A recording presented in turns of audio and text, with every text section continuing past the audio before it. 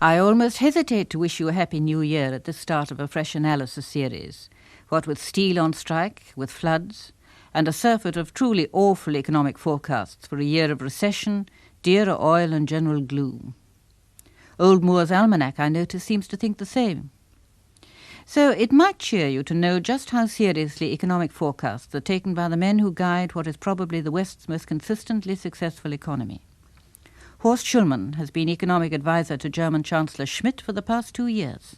It's a fair statement that economic forecasts have not been of much higher quality than weather forecasts, but these days they don't even reach the accuracy of weather forecasts. Facetious? No. You see, we do tend to forget that forecasts are exercises with a crystal ball. We do tend to treat them as if they were facts. You would place some weight on the opinion of a bank manager, wouldn't you? Well, Sir Jeremy Morse is a bank chairman of Lloyd's. Prediction is so tremendously developed now that I'm afraid most of us who indulge in it are living in the future all the time. I mean, that's been very evident recently, hasn't it? Everybody's been talking about recession ever since the oil prices started to rise. And yet, in fact, the economies of the US, the UK, and most of Europe have been holding up really quite well. Probably the worst period begins about the middle of 80, I should say. I would expect that one way and another, that 12 months, things would start to turn up again. And the question really is, how far would they turn up? And that is what analysis this week and next is about. Whether we'll still be fretting by the end of the 80s about unemployment, about economic stagnation, about oil prices, energy, inflation, especially about inflation. Or whether they will have become yesterday's bogies and we'll have found a whole lot of fresh worries in their place. And I can tell you right now that answer is yes. This week it's mainly world prospects. Next week, Britain's more domestic problems, summing up at the end with the Chancellor of the Exchequer. But I think now Sir Jeremy Morse should answer his own question about where do we go from here. The immediate scene is one of heads down, and of course the big companies keep things going, and the inventive people go on inventing because that's their nature. The human race will survive even these economic problems. But as we move forward through the 80s, this battle with inflation is really going to be fought, and I would think by the end of the 80s we'll see some fairly decisive outcome. I mean, we will either, in my view, have moved back to single-figure inflation. If we can get back to averaging about 5% inflation, we should be much nearer the kind of world we knew in the 60s. Or we will have gone on to something which in European terms could be called hyperinflation, oscillating, let's say, between 15 and 30%, and that would be quite a different world. But a world we could live in? Well, we don't have any model for all the major countries being in hyperinflation. We do have a model in Latin America of a continent in hyperinflation for 20 years or so. And there, what can one say about it? First of all, life does go on. What differentiates it? Most Latin Americans would say political instability, because you tend to gallop away to intolerable levels. Now, Western Europe is very stable politically, and whether we would follow the same course, oscillating between inefficient democracies and repressive right-wing regimes, I don't know. Secondly, it is evident that the really disadvantaged can't be looked after, and therefore in these societies there is rarely more hardship. I think it would be impossible to run the high welfare democracies that we have, particularly in Europe, under conditions of hyperinflation. That rather puts paid to the idea I'd been toying with. That like rape, one may as well stop trying to fight inflation and learn to enjoy it. You see, are lower, less than hyper rates of inflation so damaging to the fabric of society? After a decade of them, the consensus is yes. Speaking for the industrial world, including Japan, the Organization for Economic Cooperation and Development, better known as OECD. Head of the economic section, Norwegian Kjell Andersen. The 70s were characterized by two major problems. The inflation problem and the occurrence of the energy problem. The inflation problem developed before the oil crisis broke in 1973-74. What started it? The immediate reason was very strong demand pressures in the early 1970s. There was a well-synchronized boom in the whole OECD area, and all prices shot up, including commodity prices, which are very sensitive, and also the oil price then at the end of 73 and 74. But the inflation problem also reflects, I think, more profound changes in our societies, which make them less flexible. People don't like to move as much as earlier. Therefore, you get bottlenecks easier when resources do not move. And when you get an inflationary spiral going, it creates its own momentum. When prices rise, wage earners and other income earners increase their claims for higher earnings. And when you get higher earnings, you get more price rises. Now, for these reasons, mainly the inflationary problem, growth in the 1970s has been slow, and that is a major difference with the previous period. In the 1960s, the OECD area expanded at a rate of something like 5% a year, output 5% a year. Since 1973, we have had only between 3 and 3.5%. This has not been enough to increase employment in line with the increase in the labor force. So unemployment, which is now a little less than 6% in the area as a whole, will probably grow to something like 6.5% in the area as a whole. In terms of numbers of people? Yeah, you will get up to somewhere around 18 million, I think. 18 million people is more than Australia and New Zealand combined, all of them out of work. But no excuses, you notice. No shuffling of responsibility for that work-destroying inflation onto the Arabs and their oil prices. We were on the skids even when oil was cheap. And more seriously, we seem to have lost the will to fight back. And that, not oil, is what threatens the prosperity of the 80s. They've already begun to worry about it in the office of Common Market Commissioner Christopher Tugendhat. We seem to have lost our adaptability. One of the striking features of Western countries was their extraordinary ability to react very quickly to new challenges and opportunities. And when you compare the speed and success with which the motor car was introduced with the complete is an exaggeration, but with the slowness of the response to the energy crisis now, I think you can see what I mean. It is far more frequent, for instance, to find pressure groups against nuclear power stations, against a third London airport, against some great industrial project, whatever it may be. Indeed, offhand, I find it very difficult to think of powerful mass movements in any major industrial country at the moment that are actually for something, whereas I can think of quite a number that are against something. Oh, I don't know. Women's Lib, abortion, very active campaigns, both of them. And there's even a slight connection with economic growth. The gap between the expectations that people have of what society should provide them with and the reality of what society should provide them with is now dangerously wide. I mean, I think one of the most disturbing features of our society is the very high proportion of young people who are unemployed. And we also have the problem of women, of course. And here you have two groups of people who are at the moment already finding it very, very difficult indeed to secure that which they feel they have a right to. Now, if you have large groups of discontented people, you have a real recipe for political disorder. You have a real recipe for what could become violent change. But we've had these ingredients in Britain, and we didn't get violent change. We got Mrs. Thatcher.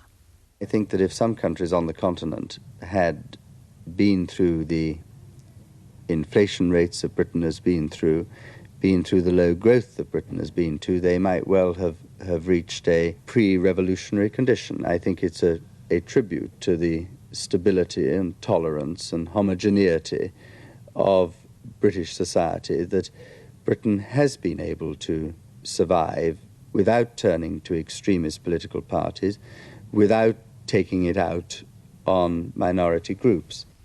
Now, the French managed to break all the rules and combine quite a good rate of growth, with quite an amount of inflation and a fair share of violence too, if you think back to the student riots of the late 60s.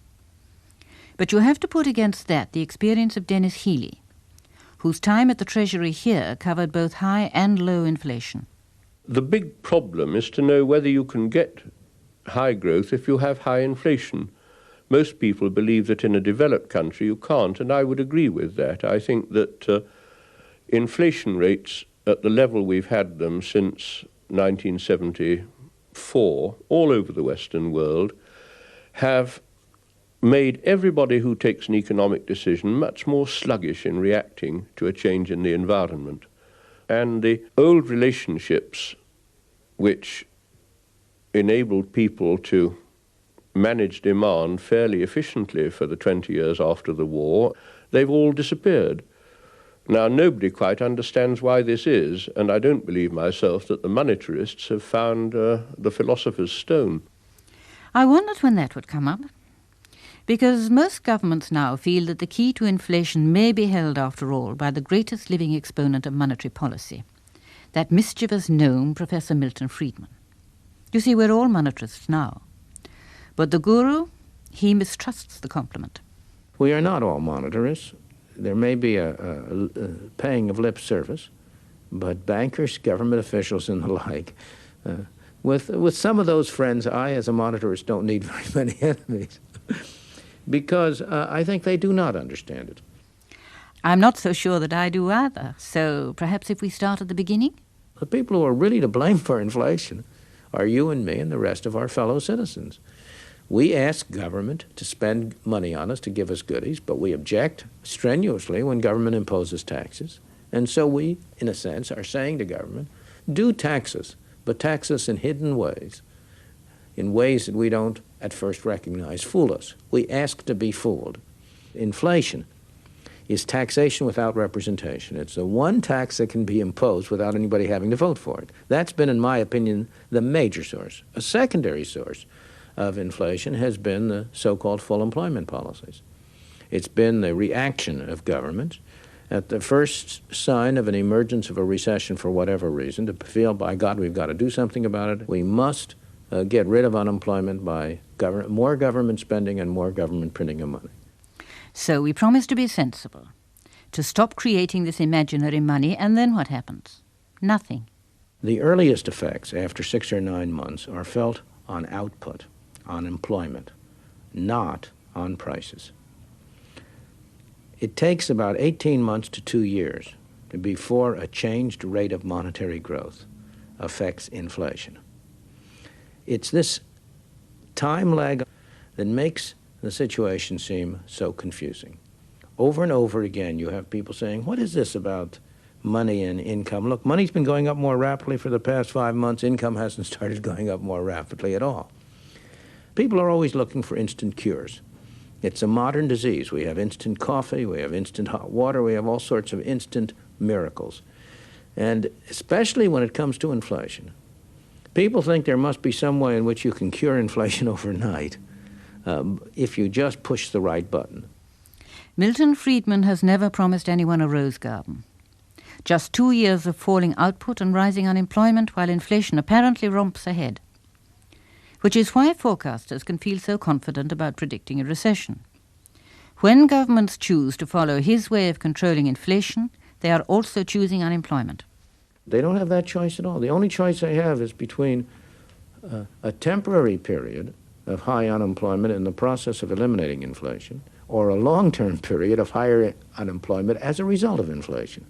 Let's suppose that as a result of appendicitis, your doctor tells you you have to have your appendix removed, and he will say, now, after you have your appendix removed, you will have to go to bed for 5 days. Now, is going to bed for 5 days a way to cure appendicitis? It's a side effect of the cure for appendicitis. Suppose you don't have the operation. You'll also have to go to bed. Now, that analogy is faithful in every detail to inflation and unemployment. It so happens that one country, Japan, has taken the Friedman cure and has lived to tell the tale. It's retold here by manager Nobumitsu Kagami of the Nomura Research Institute. Time, the mid-70s. We reached a very high level of inflation in 1973 and 74 to something like 25 to 30% a year. The government felt that this is not good, and they applied a very tight fiscal policy, and also the Bank of Japan decided to reduce the growth in money supply very rapidly over the course of a year or so. How long before there were any results? You could probably argue that it took about 2 years before we really began to feel the effect of deceleration of inflation. During the summer this year, Japan had lower rate of inflation than Switzerland, around 2%. Spectacular, isn't it? And domestic prices have stayed low. Of course, rising oil prices and the falling yen have had a horrid effect on the price of anything using imports. But now this is the price that Japanese society paid for that success. Bankruptcy went up very, very sharply in 1975-76. Unemployment, in fact, despite this practice of lifetime employment in Japan, went up over 1 million people. So we had an unemployment rate over 2%, which is regarded to be extremely high in Japan. And we still have that kind of unemployment ratio continuing. So from that point of view, there was a suffering. On top of that, company profits declined very sharply. More than 50% of companies were in the red. And all these dislocations certainly occurred. Now, do you think it was worth it? It depends, I suppose, on what you have read or how much you remember about the great slump of the 20s and 30s.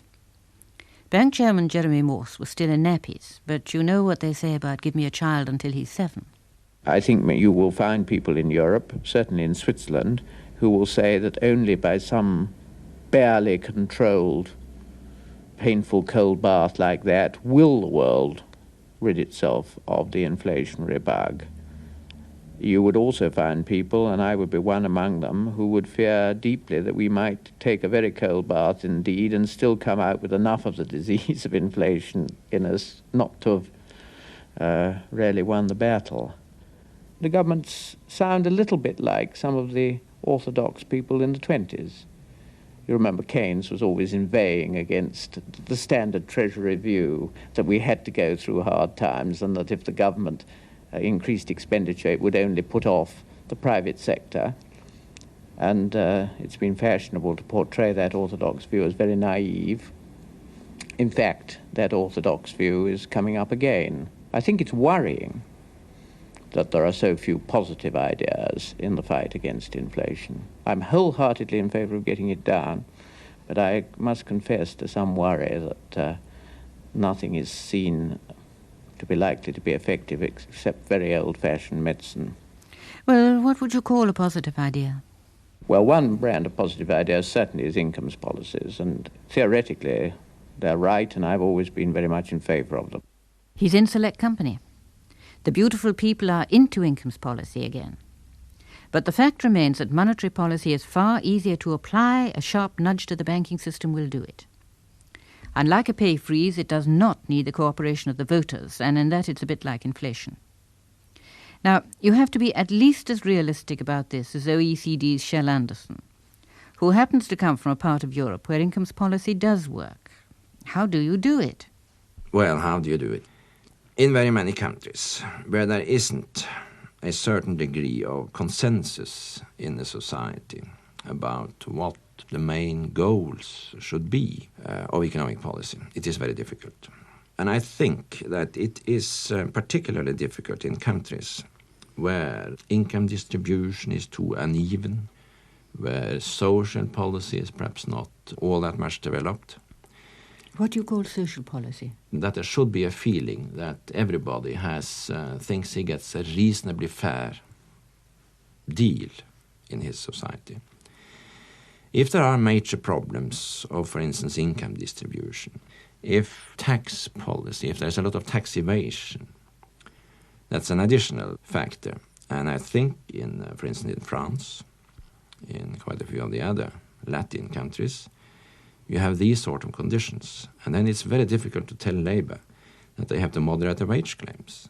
They don't listen to that. They say that, well, there are so many other things to do in this society, in the first instance, before we agree to operate an incomes policy. So are you saying that over quite a lot of the industrialized countries, you've got to write off incomes policy because psychologically they just won't take it? For the time being, yes. It would be very difficult to operate an incomes policy, say in France or in Britain. Then let us take Germany. The best record of controlling inflation of any country save Switzerland. A central bank popularly credited with having achieved this by its tight hold on the money supply. Well, prepare to say goodbye to another myth. Chancellor's advisor, Schulman. It would not be correct to say that monetarism is the answer to our success. An important factor would be the structure of our unions. Our unions usually negotiate industry-wide, and the individual settlements tend to be pretty close to each other. What are they settling for? Our last wage round resulted in increases in the order of 5%, and my best guess would be that those of 1980 would not be dramatically higher. Now, does that mean less than the rate of inflation? No, they're doing better than that. In most years, the real incomes of German workers have increased. We have had fairly good increases in productivity, unlike other countries, and this has enabled employers to pay higher real wages every year. I take great comfort from the fact that in the past, our employers and employees have shown a great adaptability to changing situations. After all, this is the name of the game, to invent new products and to invent new technologies with which to produce these products. Proving once again that if you're low on inflation, then you tend to be high on enterprise. And should you suspect hyperbole, here's confirmation from an unexpected quarter, Detroit, base of Charles Dumas, one of the planners for multinational General Motors. Well, I don't think the Germans are particularly strong on productivity in terms of a rate of production per man compared to the United States. But where the Germans and the Swiss and the Swedes are very strong is in the area of their product mix, how they orientate themselves very quickly towards getting into the niches and the corners of specialized goods. I mean, the machine tools that are produced in Germany are of incredibly high quality. Once everyone's bought German machine tools, they're rather reluctant to change because the German machine tools fit with one another and they can just buy more German machine tools and they match one another, and so they go rolling forward. And they just have this ability always to keep one jump ahead in terms of quality of product. Are they better at this than the Americans? No question. Absolutely no question. The Americans tend to slap things together in a hurry in order to solve a problem. They don't spend a long time. They don't think ahead so much as the German. They're not so thorough in really going over the ground of what the consumer is looking for and putting together something that really suits the requirements of that individual buyer. The Japanese are following the Germans down this line, and the Japanese do have their specific advantage of a terrific productivity performance in steel, in automobiles, in electronics, and in a whole lot of fields where they go in fresh and they really put together a productive base that's hyper-modern. The mystery here is that we're talking about two countries with not a drop of oil between them, every barrel imported. And since trouble broke out in Iran, Japan in particular has been paying wildly over the odds. They ought to be crippled by it economically. But why aren't we hearing the howls of pain? It has struck Milton Friedman that this calls for an explanation. And as usual, he's got one. Energy is sort of like trade unions. It's a convenient excuse for authorities that are mishandling their job. To illustrate, over the past 15 or 20 years, there has been a tremendous decline in the price of computing services. I have not seen any economic commentator anywhere or any headline which says, declining prices of computing spells deflation. Where's the difference? If rising prices of oil spells inflation, then declining prices of computers ought to spell deflation. Neither is correct. Here is Germany. It's 100% dependent on foreign oil. The United States is only 50% dependent. But Germany has been able to have a lower inflation rate than the United States. Here is Great Britain. It's in the process through the North Sea of becoming not only independent, but also an exporter of oil. And yet Britain has had much higher inflation rates than even the United States. Oh, that's a very unkind crack. But let's be practical. Nobumitsu Kagami on how the Japanese managed to live without oil. I think one can see some signs that the industry and society are beginning to respond to these challenges. Over the last 5 years or so, since the last previous oil crisis, the Japanese industry has made a tremendous achievement in terms of saving the use of energy. A company like Nippon Steel, for example, it has reduced the use of energy by something like 10% in the last 3 years. The same goes for a company like Toyota, which I understand has reduced the use of energy by something like 16% over the last 4 years. Now, this is what you can anticipate as we get further into the 80s. It's a process that does take time because industry doesn't buy new plant as casually or as often as you would buy a loaf of bread. And yet you can, for example, see American cars shrinking visibly until you think you're looking at a rush hour freeway through the wrong end of a telescope. But is there any foreseeable end to the rise in prices? Looking at it as an economist, we will not be out of this crisis until the price of oil goes up to the lowest cost of making a substitute energy, which could well be between $35 to $45 per barrel. Prices are getting very close to that now. Nigeria's just gone up to $34.50 a barrel. So we could be near the peak, and for that gleam of light, much thanks. Now, you may not believe this, but the new wisdom of the 80s is that high oil prices are actually good for you. You don't have to take my word for it. Just listen to OECD's Kjell Andersen. Higher oil prices will be one of the main weapons to ensure that you get less oil use. Therefore, oil prices are virtually certain to rise over the next few years. If OPEC countries don't do that for us, which may, of course, very well happen, we should do it ourselves by imposing taxes on oil prices. If one assumes that governments behave sensibly in this sense, and that if you get the response, which one can reasonably expect from industry, consumers, and so on, then the situation wouldn't necessarily be too bad. But of course, this is a big if. Well, maybe it is, but he wouldn't have committed himself that far a couple of years ago. We can see the end of the tunnel. But before you start cheering, contemplate with Common Market Commissioner Tugendhat the possibility of the walls caving in before we reach it. If by any chance, God forbid, but if by any chance, two major oil suppliers, Iran and Saudi Arabia, for instance, were out of action simultaneously, even if only for a few months, the effects would be enormous. You sound as if you half expect this to happen. It's not so much expecting it to happen as I think reckoning that there is a reasonable chance that it might very well happen, that when you rely on such a small number of producers who, with the best will in the world, are by no means the stablest societies that one could find, there is a measurable risk, and it would be very foolish to overlook it. Well, that wouldn't be a recession. It would be a full-scale international emergency. But suppose we find ourselves coming to rest at some midpoint of recession. Bank Chairman Jeremy Morse, you may remember, was the man who said at the start of this program that the 80s could end in hyperinflation. Might there be fates worse than that?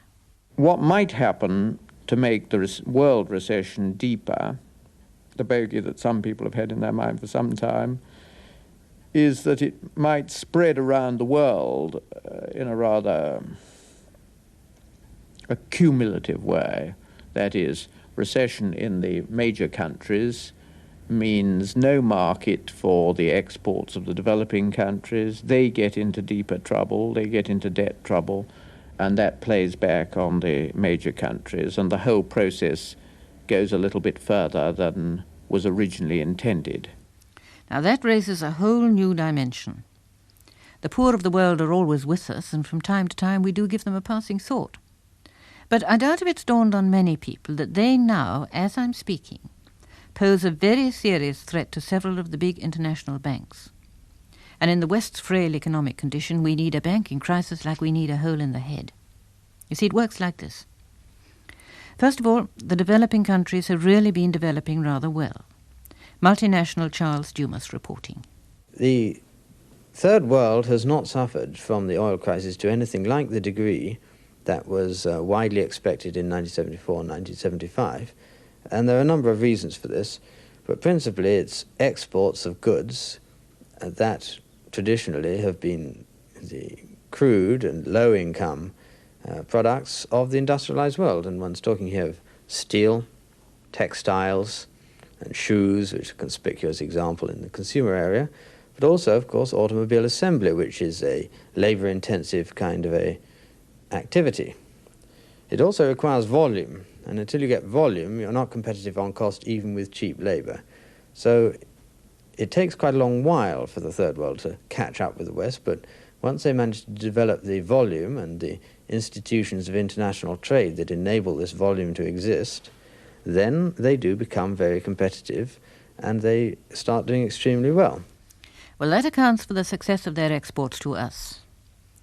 Be reminded now by the Commonwealth Secretary-General, Sonny Ramphel, that it is a two-way business. The developing countries are now, as a group, more important in terms of exports from the United States, as is the whole of the European market. And the same thing is true of third world markets in terms of their importance to Europe as against North America. When you have a still further decline in the economic conditions within the third world, one of the direct consequences will be to a feedback into the falling off of exports and therefore a deepening of the recession in Europe and in North America. In terms of the social and political consequences at home, the situation is absolutely appalling. That is what threatens the banks. And this is how they came into it. When the oil-producing countries got rich's creases after their first big rise in prices, they banked the proceeds with that club of well-pressed jet-setters known as the international banking community.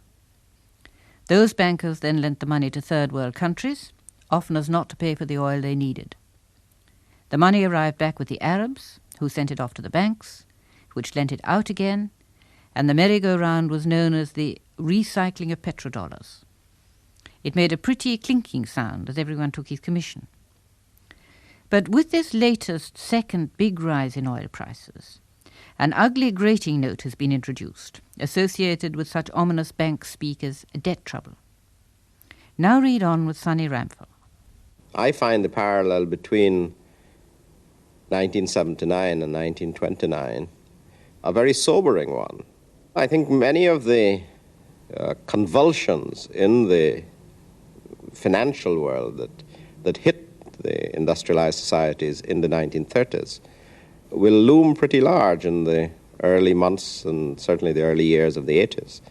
People don't like to talk about it, and that's part of the problem. The result has been there has been something in the nature of a conspiracy of silence about the problems that faced the international banking community. The trouble with that is that you move from not talking about it to not doing anything about it. If I gave the impression that it's just bad debts the banks are afraid of, then I apologize, because that would be wrong. I think it's the size of the lending that the private banking system has incurred. They took the deposits, they on-lent it. very largely to the newly industrializing countries, the Brazils, the Mexicos, the Colombias, and so on.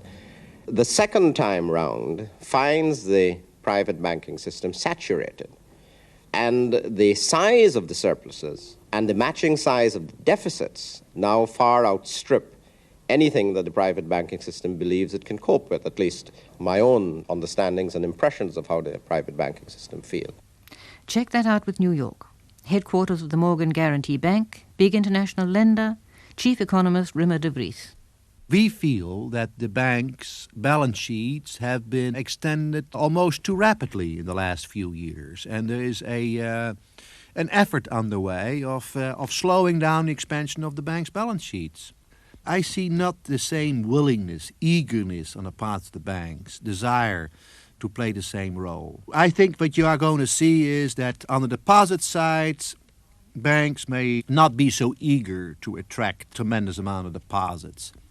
The market mechanism is going to work. If a bank doesn't want more deposits, they will lower the interest rates they pay. If they don't want to make so many loans and they find it more risk, they're going to increase the rates. So it's going to be more costly to borrow. And I think the people who are going to have lots of deposits, the surplus countries, they're going to find such attractive rates. You know, it's very odd to hear a banker talk of passing up business like that. Well, banks pass up lots of business. That happens every day. So it is for real. And the first you or I know of it is that prices start shooting up in the most unexpected places, and in a way that must make Dennis Healey occasionally glad that he's not still Chancellor. I think the very large surpluses of the OPEC countries, which are likely to be about $100 billion in 1980, will be looking for a home other than the dollar. And so they'll be pushing up the price of gold and precious metals, maybe of other commodities, and they'll be pushing up the value of the Deutsche Mark, the Swiss franc, and also, of course, of sterling. And I think that the counterpart of this deficit is excessively heavy on the developing countries which don't have oil themselves. They're likely to have a deficit of something like $100 billion, which they won't be able to finance as they did in the 70s simply by borrowing from private banks, because the private banks are scared to lend to them. Scared somehow doesn't seem the right adjective for so cool a banker as Lloyd's chairman Morse. Commercial bankers are actually much provoked at the way governments have left them holding what they now argue is a government-sired baby. They always say either how wicked the commercial banks are to lend on short term to countries who need long-term money, when it's their job to be lending the long-term money, or they say how unwise they are to be lending to North Korea because North Korea suddenly doesn't repay its debts. And then they turn round and say in 75 or 6, oh, thank you, commercial banks, for having recycled that money. We thought we were going to do it, but we weren't able to do it. Same old story at the International Monetary Fund when bankers and governments got together last autumn. I thought there were some rather ominous things said for the recycling of funds. A number of finance ministers, including the Chancellor, pointed out that conditions were going to be difficult within their own major countries and that there wasn't going to be money over and to spare for aid or keeping aid up in real terms. But they confidently looked to the commercial banks to repeat their admirable job of recycling, which they did before. And you can imagine that as a commercial bank, I heard that message with mixed feelings. The recycling process is very necessary, and it's all the more necessary because the OPEC countries are going to keep the price moving up roughly in line with inflation. So that is going to mean that the money is coming into them, and it somehow has to get back to the countries that need it to pay for the oil bills if there's not to be a widespread chain of defaults and so on. I'm not among the most alarmist about this. I would say by and large that job has been well enough done so that if there are defaults in the period ahead, as there have been already with Turkey and Peru, they're not going to bring down the whole banking systems. They're going to make a slightly bigger dent in the soundness of one bank than another, but basically I think the position is covered.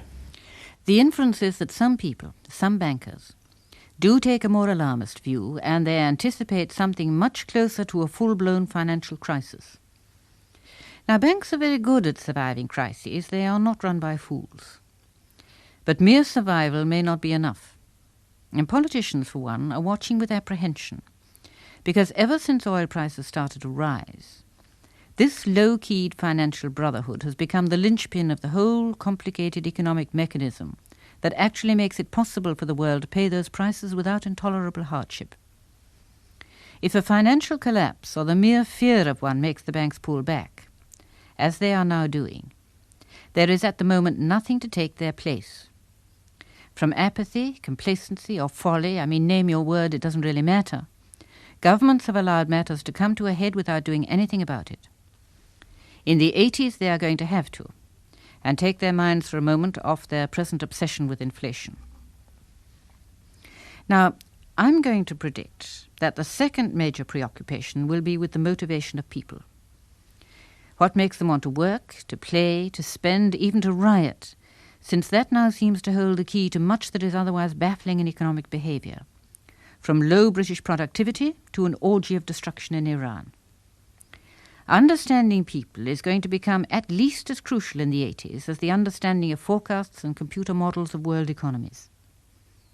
It is not coincidence that so many of our masters are showing concern with our reactions, our apathy, our resistance to change, our tendency even to violence.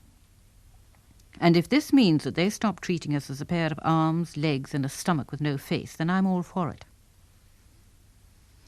Here's a practical illustration of this preoccupation from Germany. Although it's a country with no colonial past, Horst Schulman is nevertheless deeply concerned with what's going to motivate the Third World's poor. I don't think that a world economy would be a viable one in which one part of the countries are prosperous and the other part are stagnant. But I think there is more at stake than that.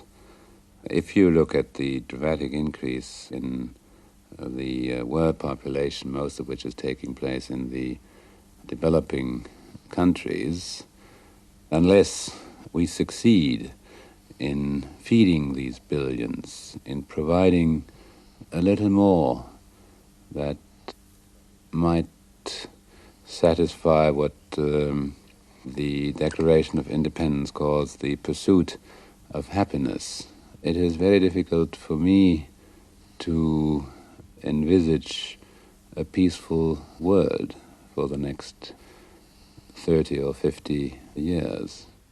But I repeat, does it matter to us if those countries choose to tear themselves apart? Now, in order to see it clearly, I think we have to be absolutely hard about this.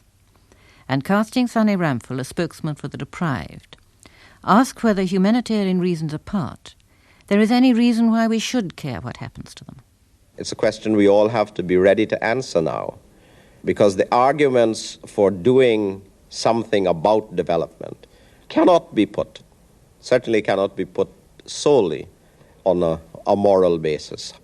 I believe they have to be put, and they can be put fairly and squarely on the basis of national self-interest. I think it is the case that the United States, or indeed any other Western country, or the Soviet Union, if you like, none of the major industrialized countries can pull the shutters down on the world economy and say, we are going to spend the next 5 years looking after ourselves and getting our economy right. Well, after that, I don't quite know how to put it. But next week's programme is about just that. How to get our own British economy right, and we'll certainly need the best part of 5 years to do it. Next week, same time, same place.